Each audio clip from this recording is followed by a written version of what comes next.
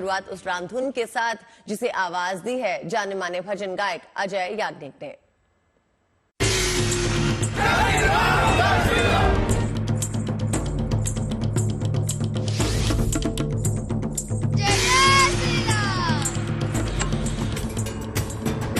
मंगल भवन अमंगल हारी प्रभु दशरथ अचर बिहारी। राम सिया राम जय जय राम। रघुकुल रीत सदा चले आई प्राण जाए पर वचन न जाई। राम सिया राम जय जय राम।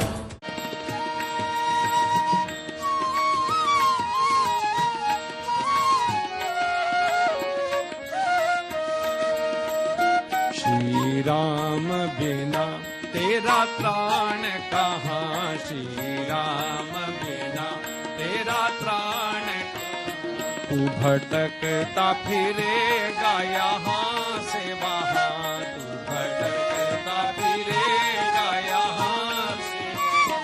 श्री राम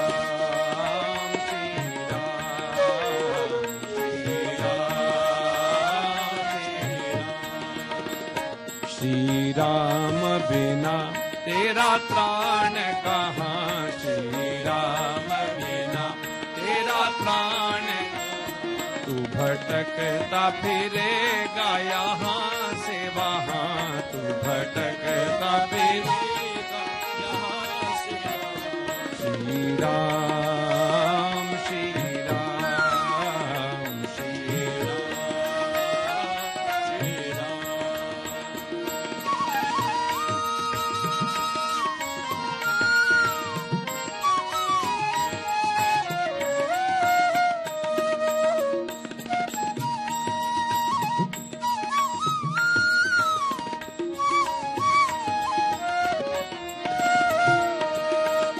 भव सिंधु का कोई किनारा नहीं। भव सिंधु का कोई किनारा नहीं। भव सिंधु का कोई किनारा नहीं। भव सिंधु का कोई किनारा नहीं। कहीं तिनके का भी सहारा नहीं। कहीं तिनके का भी सहारा किनारा नहीं। सहारा नहीं किनारा नहीं सहारा नहीं। कोई थाह नहीं है कि जल कितना। कोई थाह नहीं है कि श्री राम बिना तेरा त्राण कहाँ। श्री राम बिना तेरा त्राण कहाँ। भटकता फिरेगा यहाँ से वहाँ। तू भटकता फिरेगा यहाँ से वहाँ। श्री राम श्री राम श्री राम श्री राम।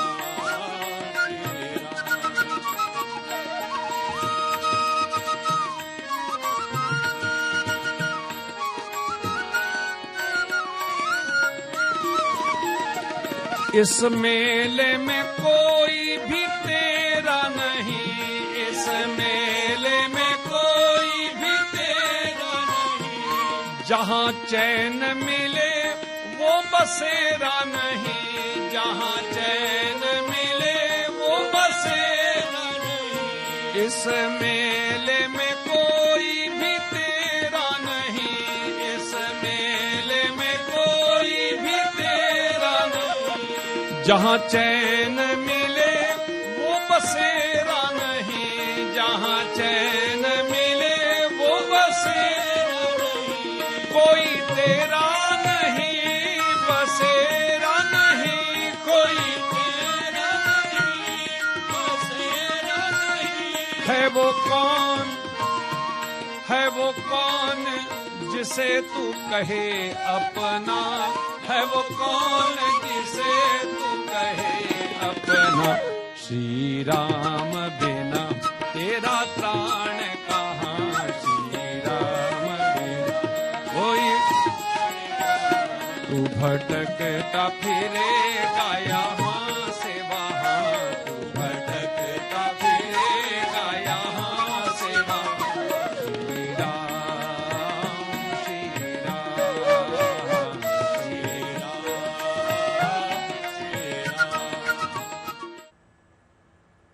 रामधुन सुनने के बाद शुभ समाचार में सबसे पहले बात उस राम मंदिर की करेंगे जिसकी भव्यता दिन पर दिन निखर रही है। राम मंदिर का काम अंतिम चरण में है और अब मंदिर को प्राण प्रतिष्ठा कार्यक्रम के लिए सजाया संवारा जा रहा है। गर्भगृह में रामलला के विराजने से पहले मंदिर के द्वार भगवान की मूर्तियों से सजने लगे हैं। इन मूर्तियों ने मंदिर की भव्यता को और भी ज्यादा निखार दिया है। एक तरफ अयोध्या राम के उत्सव में मग्न है, तो वहीं शिव की नगरी काशी भी अयोध्या में होने वाले भव्य कार्यक्रम में अपनी भागीदारी के लिए पूरी तरह से तैयार है। यहाँ रामलला के जलाभिषेक के लिए भव्य कलश तैयार किया गया है जिसमें 1000 छिद्र हैं, जिससे रामलला का जलाभिषेक होना है। नेपाल में भी प्रभु राम की धुन में लोग मग्न हैं। जनकपुर से उपहार लेकर लोग अयोध्या के लिए निकल पड़े हैं। क्या मंदिर, क्या आश्रम, हर जगह प्राण प्रतिष्ठा कार्यक्रम का उत्साह नजर आ रहा है। आपके सामने ये 6 तस्वीरें हैं और ये तस्वीरें इस बात को बयां कर रही हैं कि राम उत्सव का उल्लास किस तरह शहर शहर नजर आ रहा है।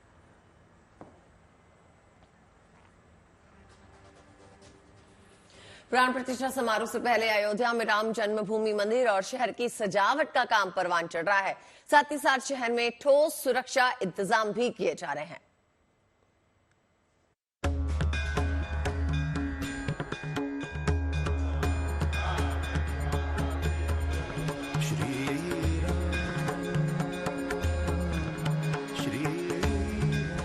अवधपुरी में रामलला का दिव्य दरबार सज रहा है। प्राण प्रतिष्ठा समारोह से पहले नए राम मंदिर के भूतल की साज सज्जा का काम तेजी से चल रहा है। इस सिलसिले में मंदिर परिसर में शानदार प्रतिमाएं लगाई जा रही हैं, जो श्रद्धालुओं का मन मोह लेंगी। राम जन्मभूमि मंदिर के सिंह द्वार पर ये बेहद खास मूर्तियां स्थापित की गई हैं, जो बेहद आकर्षक हैं। सिंह द्वार पर सिंह की प्रतिमा लगी है, तो साथ ही यहाँ गजराज की प्रतिमा को भी स्थापित किया गया है। वहीं यहाँ पर प्रणाम की मुद्रा में राम भक्त हनुमान जी की प्रतिमा लगाई गई है, तो साथ ही साथ गरुड़ जी की मूर्ति भी यहाँ स्थापित की गई है। श्री राम जन्मभूमि तीर्थ क्षेत्र ट्रस्ट ने इन मूर्तियों की स्थापना की तस्वीरें जारी की हैं। ट्रस्ट ने जानकारी दी है कि ये प्रतिमाएं राजस्थान के ग्राम बंसी पहाड़पुर के हल्के गुलाबी रंग के बलुआ पत्थर से बनी हैं। मंदिर का भूतल लगभग तैयार हो चुका है, जबकि प्रथम तल पर निर्माण का काम तेजी से चल रहा है। मंदिर परिसर में रिंग रोड और कुबेर टीले के जीर्णोद्धार और विस्तार के साथ साथ यात्री सुविधा केंद्र को भी अंतिम रूप दिया जा रहा है। इस बीच अयोध्या नगरी में भी सड़कों और चौक चौराहों पर चल रहे निर्माण काम में तेजी लाई जा रही है, ताकि प्राण प्रतिष्ठा समारोह से पहले सारा काम पूरा हो जाए। अयोध्या के म्युनिसिपल कमिश्नर विशाल सिंह ने देर रात शहर में जगह जगह जाकर चल रहे कार्यों का जायजा लिया और कर्मचारियों को जरूरी निर्देश दिए, खासतौर से राम जन्मभूमि पथ और जिन रास्तों से वीआईपी मूवमेंट हो सकता है या ज्यादा लोग मंदिर की ओर जा सकते हैं, उन रास्तों पर चल रहे काम जल्द से जल्द पूरा करने का प्रयास है।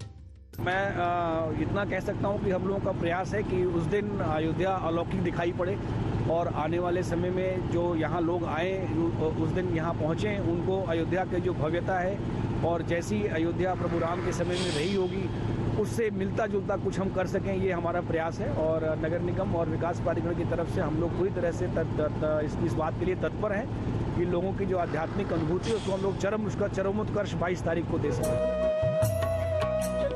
नए राम मंदिर में प्राण प्रतिष्ठा के अनुष्ठान का शुभारंभ 16 जनवरी से होगा। 22 जनवरी को मृगशिरा नक्षत्र में रामलला के विग्रह की प्राण प्रतिष्ठा के साथ ये अनुष्ठान संपन्न होगा। इस अवसर पर अयोध्या में निमंत्रित लोगों के अलावा भी हजारों लोगों की भीड़ जुटने वाली है, लिहाजा सुरक्षा व्यवस्था का खास ख्याल रखा जा रहा है। आगामी कार्यक्रम के दृष्टिगत हमको मुख्यालय से जोन के अन्य जनपदों से अभी अतिरिक्त पुलिस बल प्राप्त हो रहा है, जिनको लेकर के हम क्षेत्र को विभिन्न जोन्स और सेक्टर से में बांट करके अभी से अपनी एक डिप्लॉयमेंट लगा रहे हैं। इन सब का जो मुख्य उद्देश्य है, आने वाले सभी श्रद्धालुओं ने एक सुरक्षित वातावरण में सुगम रूप से दर्शन कर सके, हमारा यातायात सुचारू रूप से चल सके। सुरक्षा के लिहाज से अयोध्या में तमाम चौक चौराहों और प्रमुख जगहों पर सीसीटीवी का नेटवर्क बढ़ाया जा रहा है, ताकि चप्पे चप्पे पर हर पल नजर रखी जा सके। साथ ही साथ तमाम आश्रमों, मठों, मंदिरों और सार्वजनिक जगहों पर रहने वालों और काम करने वालों का सत्यापन भी किया जा रहा है, ताकि कोई अनजान शख्स वेश बदल कर कहीं छिप न सके और किसी अप्रिय घटना को अंजाम देने का प्रयास न कर सके। Bureau report, good news today.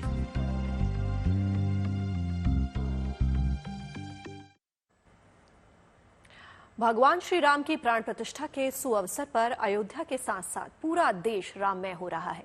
प्रधानमंत्री मोदी ने अभी कुछ देर पहले सोशल मीडिया साइट एक्स पर गायक जुबिन नौटियाल का गाया राम भजन ट्वीट किया। रामलला के जलाभिषेक के लिए काशी से विशेष कलश मंगवाया जा रहा है। आपको इस खास रिपोर्ट में दिखाते हैं क्या है इस कलश की खासियत।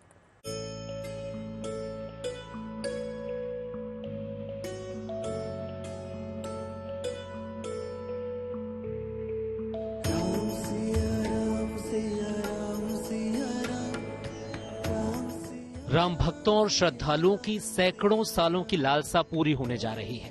अवधपुरी अयोध्या में रामलला की प्रतिमा की प्राण प्रतिष्ठा की शुभ घड़ी नजदीक आ रही है। वह पल करीब आ रहा है जब रामलला अपने नए मंदिर में विराजेंगे। नवनिर्मित श्री राम जन्मभूमि मंदिर के गर्भगृह में रामलला की नई प्रतिमा में प्राण प्रतिष्ठा की जाएगी, जिसके बाद देश ही नहीं दुनिया भर के श्रद्धालुओं को नए मंदिर में रामलला के दिव्य दर्शन का अवसर मिलेगा। 22 जनवरी को यानी आज से 17वें दिन केवल 84 सेकंड्स के शुभ मुहूर्त में 121 पुरोहित प्राण प्रतिष्ठा का अनुष्ठान संपन्न कराएंगे। इस विशेष अनुष्ठान के सिलसिले में रामलला को तमाम तीर्थों और देश विदेश की प्रमुख नदियों के पवित्र जल से स्नान कराया जाएगा। इस दौरान 1008 छिद्रों वाले इस घड़े से प्रवाहित जल से रामलला का अभिषेक किया जाएगा। रामलला के जलाभिषेक के लिए इस बेहद खास सहस्त्र छिद्र घड़े का निर्माण काशी में किया गया है।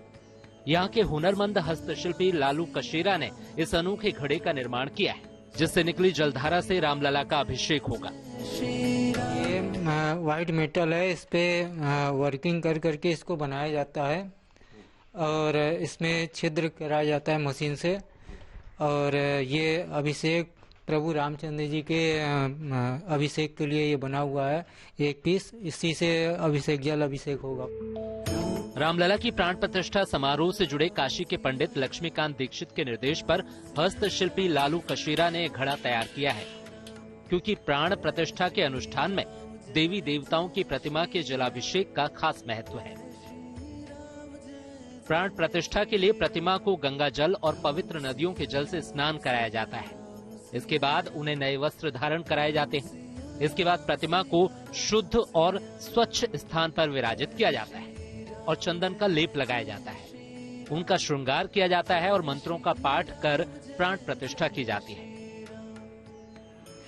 इस घड़े का निर्माण इस तरह से किया गया है कि जलाभिषेक के दौरान इसके छिद्रों से जल का लगातार अविरल प्रवाह होता रहेगा। तो इसके डेमो के साथ हम देख सकते हैं कि कितनी मुश्किल से इसको तैयार किया जाता है और खास तौर से यही वे घड़ा है जिसे सहस्त्र छिद्र अभिषेक पात्र कहते हैं और इसी पात्र के जरिए प्रभु राम की मूर्ति की प्राण प्रतिष्ठा होगी और जलाभिषेक भी होगा, जिसमें काशी के हस्तशिल्पियों का बहुत बड़ा योगदान है। जलाभिषेक इस विशेष पात्र के अलावा श्रृंगी, कमंडल जिसे झारी या लुटिया भी कहते हैं, आचमनी या अर्घी और तष्टा यानी छोटी तश्तरी वाले खास पूजन पात्र के भी 125 सेट यहाँ तैयार किए गए हैं। ये पूजन पात्र अनुष्ठान में शामिल पंडितों को दिए जाएंगे।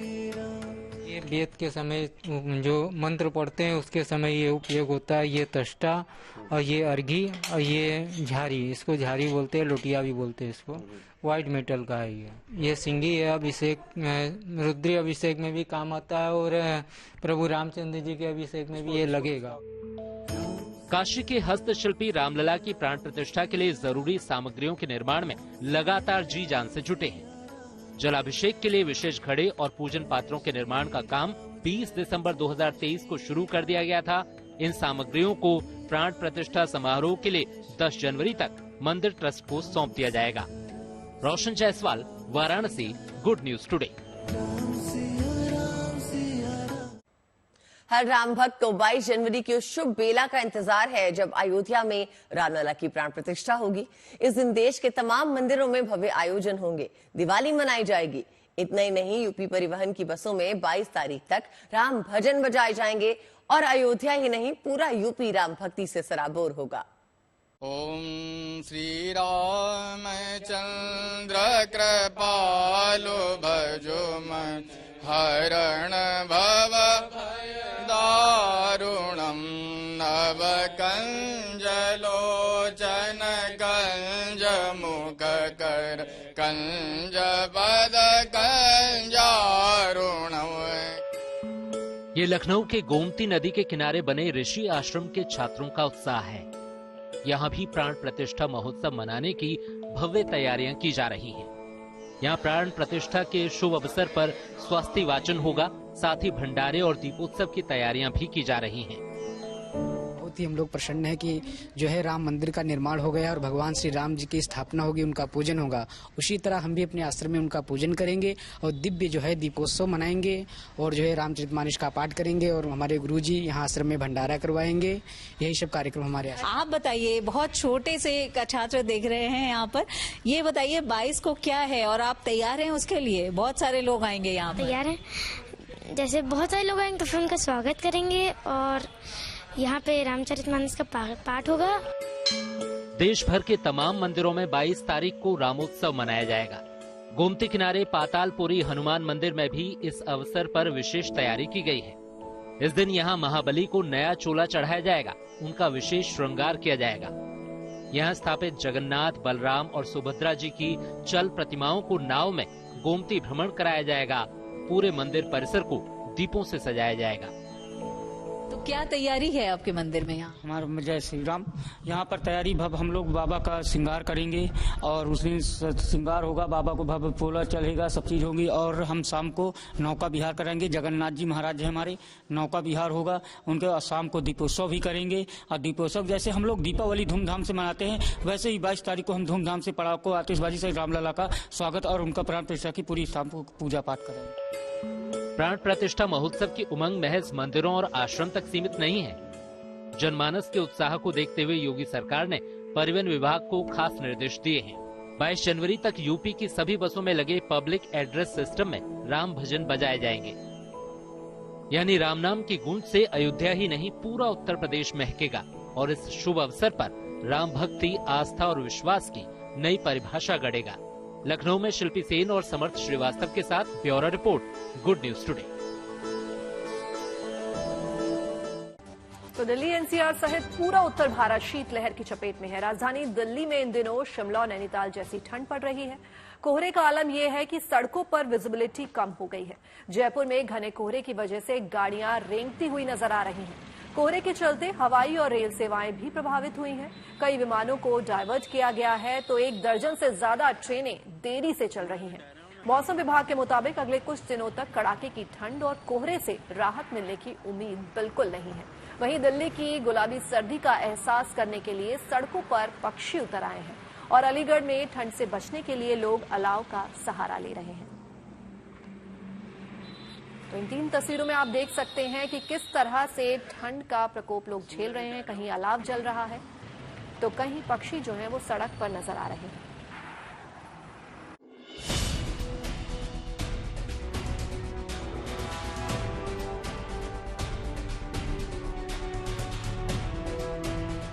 पहाड़ों पर बर्फबारी का असर मैदानी इलाकों में साफ दिखाई दे रहा है। दिल्ली एनसीआर समेत पूरा उत्तर भारत इन दिनों शीतलहर की जद में है। नए साल में बर्फीली हवाओं के साथ छाए घने कोहरे से जनजीवन प्रभावित हो रहा है। फिलहाल आलम यह है कि पूरा दिन गुजर जाता है और सूरज के दर्शन तक नहीं होते। न्यूनतम और अधिकतम तापमान सामान्य से नीचे चले गए हैं, लेकिन दिल्ली के इंडिया गेट पर सैलानियों के लिए ये मौका सैर सपाटे और मस्ती का है। जनवरी के शुरुआती दिनों में कड़ाके की ठंड अब राजधानी दिल्ली में पड़नी शुरू हो गई है और इस ठंड का लुत्फ उठाने के लिए सैलानी जो है इंडिया गेट पे बड़ी संख्या में पहुंचने लगे हैं। 26 जनवरी के लिए की गई लाइटिंग इस समय इंडिया गेट की शान और खूबसूरती और बढ़ा रही है और इन लाइट्स को देखने के लिए, सर्दियों का लुत्फ उठाने के लिए देश के अलग अलग कोनों से सैलानी जो है वो इंडिया गेट पहुंच रहे हैं। दिल्ली के अलग अलग मॉन्यूमेंट्स देखने पहुंच रहे हैं। दिल्ली की सर्दी देश ही नहीं बल्कि विदेश में भी मशहूर है। इसका लुत्फ उठाने बड़ी तादाद में पर्यटक यहाँ पहुँचते हैं। गुजरात के हिसाब से तो यहाँ पे बहुत ठंडी है। गुजरात रात में तो अभी भी बहुत गर्मी है। ये हमारे दोस्त हैं, हम सब अपने फ्रेंड सर्कल के साथ आए हैं। India gate, Rashtrapati Bhavan. तो दिल्ली से ज्यादा सर्दी चंडीगढ़ में और शिमला में रहती है, तो हम दिल्ली वालों को इनवाइट करेंगे कि वो जरूर चंडीगढ़ और शिमला जरूर हैं। सर्दी में आई थॉट कि घूमने का मजा जो है वो सर्दी में ही है। एक अच्छी सी सर्दी, गरम गरम चाय, जो भी आपका मन करे आप खा सकते हैं। बच्चे स्पेशली सर्दी में। सैलानियों के लिए मौसम भले ही मुफीद हो, लेकिन आम लोगों के लिए चुनौती से कम नहीं है। दिल्ली में सर्दी से बचने के लिए बेघर और बेसहारा लोग रैन बसेरों की शरण में पहुंच रहे हैं। सर्द रातों में इनके लिए रैन बसेरों में गर्म बिस्तर, रजाई और लाइट्स के अलावा खाने पीने का पूरा इंतजाम है। 2 टाइम खाना मिलता है, सुबह के टाइम चाय मिलती है और सर सोने के लिए व्यवस्था है, ठीक है, रजाई कंबल बेड है और सर पानी की सब फुल सुविधा है, डस्टबिन वगैरह है। बाकी ऐसी कोई प्रॉब्लम लग नहीं रही है सर कि यहाँ पर हमें कोई महसूस होती है। मेरे को यहाँ पे 15 दिन हो गए हैं और यहाँ पे दोनों टाइम का खाना, बेडिंग, कंबल, हर चीज की सुविधा है। इवन लाइट तक की सुविधा है। कई जगहों पे लाइट तक की सुविधा नहीं होती है, अंधेरे में बेचारे लोग पड़े रहते हैं, यहाँ लाइट तक की सुविधा है। शीतलहर, कड़ाके की ठंड और कोहरे ने रफ्तार पर ब्रेक लगा दी है। एयरपोर्ट पर उड़ानें प्रभावित हो रही हैं, जबकि ट्रेनें अपने तय समय से कई घंटे देरी से चल रही हैं। एक्सप्रेसवे, हाईवे और सड़कों पर भी इसका असर साफ देखा जा रहा है। मौसम विभाग की माने तो अगले 3 दिनों तक राहत मिलने की कोई उम्मीद नहीं है। उत्तर भारत के ज्यादातर हिस्सों में अधिकतम तापमान 18 डिग्री के नीचे रहने की संभावना है। हालांकि 7 जनवरी से तापमान में बढ़ोतरी देखी जा सकती है, जबकि उत्तर और मध्य भारत के मैदानी इलाकों में 8 और 9 जनवरी को बारिश की संभावना है। फिलहाल राजधानी दिल्ली में सभी स्कूल 7 जनवरी तक बंद हैं। यूपी, हरियाणा और राजस्थान में भी विंटर वेकेशन का ऐलान किया जा चुका है। दिल्ली से अनामिका गौड के साथ bureau report, good news today. पहाड़ों पे बर्फबारी हो रही है, जबकि मैदानी इलाकों में कपा देने वाली शीतलहर चल रही है। कड़ाके की ठंड के साथ दिन में धूप ना निकलना किसानों के लिए चिंता का सबब बना है। जम्मू कश्मीर से लेकर उत्तराखंड हो या फिर मध्य प्रदेश का पन्ना, ठंड अपने पूरे जोर पे है।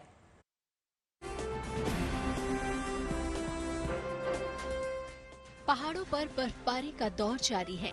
जम्मू कश्मीर, हिमाचल प्रदेश के साथ उत्तराखंड में पारा गोते लगा रहा है। श्रीनगर और जम्मू में दिन और रात का तापमान सामान्य से नीचे है। जम्मू, सांबा और कठुआ जिले लगातार घने कोहरे की जद में हैं। लोगों को एक जगह से दूसरी जगह जाने में काफी मुश्किलों का सामना करना पड़ रहा है।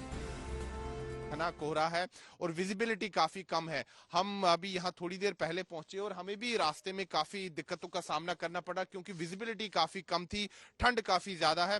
तो जम्मू कश्मीर जो है इस समय भीषण शीतलहर की चपेट में है।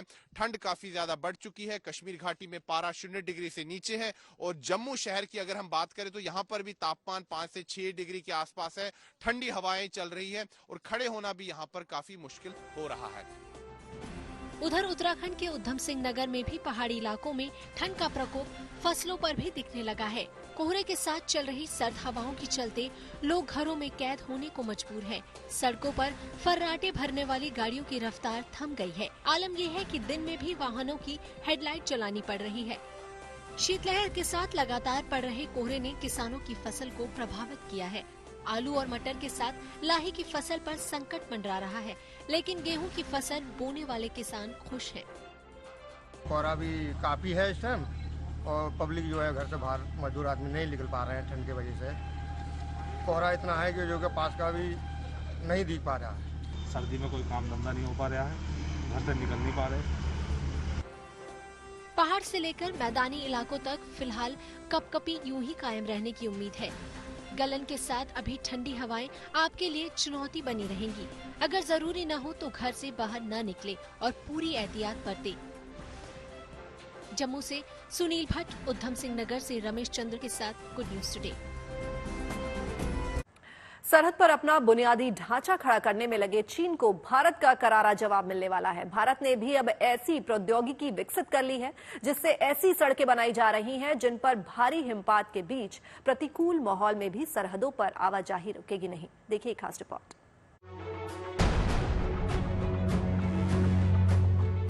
इनके हौसले को सलाम है, इनकी हिम्मत का जवाब नहीं। शून्य से नीचे तापमान में गला देने वाली सर्दी के बीच बॉर्डर रोड ऑर्गेनाइजेशन के जवान और इंजीनियर काम पर लगे हैं। चीन बॉर्डर से सटे अरुणाचल प्रदेश में ये लोग पक्की सड़क बनाने का काम कर रहे हैं, ताकि भीषण बर्फ पड़ने पर भी लोगों को आवाजाही में दिक्कत न हो और इस मिशन को अंजाम देने में आधुनिक तकनीक इसकी मददगार बन रही है। बीआरओ अब अपने प्रोजेक्ट वतर के तहत सरहद पर कड़ाके की सर्दी के दौरान सड़क बनाने में आने वाली चुनौतियों से निपटने के लिए रेजुपेव टेक्नोलॉजी का इस्तेमाल कर रहा है। रेजुपेव टेक्नोलॉजी की मदद से कोलतार और पत्थर के टुकड़ों को कम तापमान में मिक्स किया जाता है। केंद्र वैज्ञानिक शोध और अनुसंधान परिषद और केंद्र सड़क शोध संस्थान ने मिलकर ये स्वदेशी टेक्नोलॉजी विकसित की है, जिसकी मदद से दुर्गम इलाकों में खराब मौसम के दौरान सड़कें बनाना बेहद आसान हो गया है। खास तौर से कोलतार की सड़कें बनाने में इस टेक्नोलॉजी से काफी मदद मिल रही है, क्योंकि इसके जरिए बर्फबारी और निम्न तापमान वाले इलाकों में कोलतार को पिघलाने में कम ईंधन और कम समय की खपत होती है और बेहद टिकाऊ सड़कें बनाई जा सकती हैं। साथ ही साथ इसमें प्रदूषण भी कम होता है, जिससे पहाड़ों में पर्यावरण को नुकसान नहीं होता। चीन के सरहद से सटे 14 से 18 फीट तक यानी काफी ऊंचाई वाले इलाकों में काफी कम, यहाँ तक कि माइनस तापमान में सड़क निर्माण के लिए इस आधुनिक टेक्नोलॉजी का सहारा लिया जा रहा है।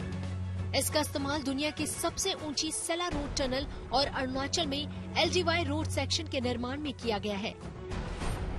इन इलाकों में भीषण बर्फबारी के दौरान जहां एक ओर बॉर्डर रोड ऑर्गेनाइजेशन के जवान सड़क बंद होने पर लोगों की मदद के लिए देवदूत बनकर आते हैं, वहीं आधुनिक टेक्नोलॉजी इनके लिए बड़े वरदान से कम नहीं, जो इनका काम बेहद आसान बना रही है। Bureau report, good news today.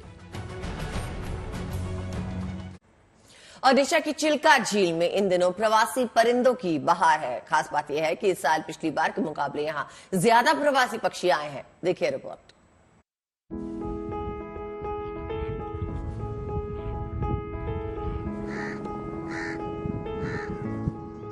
Odisha की मशहूर चिल्का झील प्रवासी पक्षियों से गुलजार है। इस झील में इन दिनों बड़ी तादाद में विदेशी परिंदे जल विहार कर रहे हैं।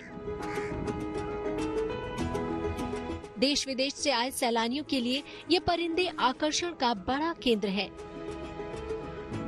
सर्दियों के मौसम में 100 से ज्यादा प्रजातियों के लाखों प्रवासी पक्षी सुदूर इलाके से यहाँ आते हैं। इनमें बड़ी तादाद नॉर्दर्न पिंटल, गैडवाल, राजहंस और यूजिन पक्षियों की है। हर साल की तरह इस बार भी इस झील में आए प्रवासी पक्षियों की गिनती की गई। इससे पता चला कि पिछले साल के मुकाबले इस बार यहाँ कुछ ज्यादा पक्षी आए हैं। This time the census of birds in Chilika has already been completed, and we have found that the total number of birds which have come to Chilika the number is 11,37,759, which is of 187 species. Chilka झील Asia की सबसे बड़ी खारे पानी की झील है। यह झील उड़ीसा के पुरी, गंजम और खोर्धा जिले में लगभग 1100 वर्ग किलोमीटर क्षेत्र में फैली हुई है। 2023 में इस झील में 184 प्रजाति के 11,31,929 पक्षी आए, जबकि 2022 में 10,74,000 प्रवासी पक्षी आए थे। 2021 में रिकॉर्ड संख्या में 12,42,826 पक्षी चिल्का आए। इस तरह 2020 में 11,05,040 पक्षी आए थे। चिल्का लेक के साथ साथ ओडिशा के नलबाना द्वीप में भी बड़ी तादाद में प्रवासी पक्षी आते हैं। पक्षियों की गिनती के लिए इन क्षेत्रों में सैलानियों के लिए 2 दिन बंद रखा गया था। खबर है कि इस बार झील में पक्षियों की गिनती के लिए GPS और दूरबीन का उपयोग किया गया है, ताकि उनकी सही संख्या का पता चल सके। Bureau report, good news today.